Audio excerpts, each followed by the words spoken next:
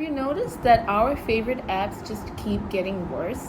You open Instagram to check what your friends are up to and are suddenly bombarded with ads and reels from people you don't even follow. You try to bikash your friend for an ice cream and notice that there's a charge for sending over 50 taka now. This isn't an accident, and it's not bad product design either. It's a deliberate, predictable business strategy. Today, we're going to talk about platform decay, or as author Cory Doctorow calls it, enshittification.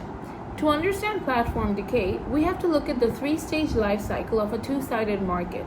Stage 1 is subsidization. The platform operates at a massive loss to acquire you, the user.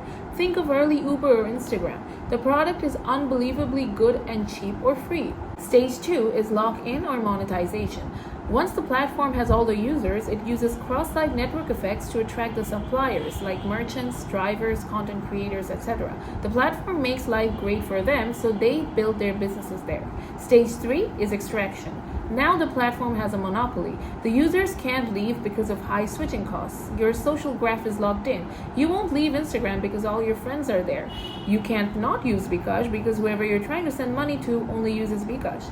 Now the platform turns the dials. They degrade the user experience to cram in more ads, more revenue, and they squeeze the suppliers with higher fees. They pivot from creating value to extracting value for shareholders.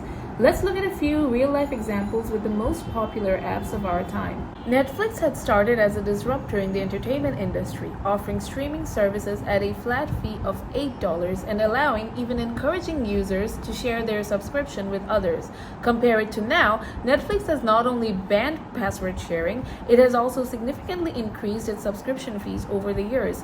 Today, to watch your favorite shows in HD with no ads, you'd have to pay almost $25. Duolingo, whose mascot had become a cultural icon, was once the most beloved language learning app. It was free, it was gamified, and people all around the world bonded over the scary notifications the owl sent. Then they started putting paywalls around the product they once promised was free. Instead of innovating new features, they started removing the old ones and selling them back to you. Instagram, an app made for sharing photos with friends, has now become an influencer and ad-dominated platform. I entered my own Instagram to test this theory, and out of the first 8 posts I saw, only 3 of them were from accounts I followed. Bkash, the dominant MFS provider in Bangladesh, recently increased their hidden costs. They lowered the maximum amount of money you could send free of charge from 100 to 50 taka. And if you, like me, used to use the Prio number feature to sneak past this rule, well, they restricted that too. Now you can add a maximum of 5 numbers to your Prio number in a calendar month, so you can't keep removing and adding numbers every time you make a transaction. Finally, YouTube. I was watching a lot of videos to research on this topic, so I became hyper aware about the amount of ads they were showing me. And let me tell you, it's way worse than we subconsciously think. You get 2 ads back to back at the start of the video, 1 ad after the first minute mark, and anytime you click on the progress bar to watch a certain part of it, you get another video regardless of if you just watched one. All this to push you towards the premium plan. But then they're becoming the villain, right? Shouldn't they lose users? Well, no.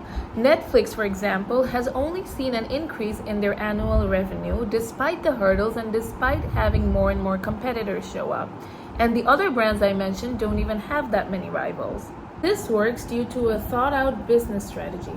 Platforms capture users and users capture suppliers and vice versa. One party cannot leave when the other is locked in. For example, once Foodpanda captured the market, restaurants had no choice but to respond to the demand despite losing money. Decay is only possible when switching costs become prohibitively high. Users won't leave Instagram because their social graph is locked there. Merchants won't leave Amazon because that's where the search traffic lives.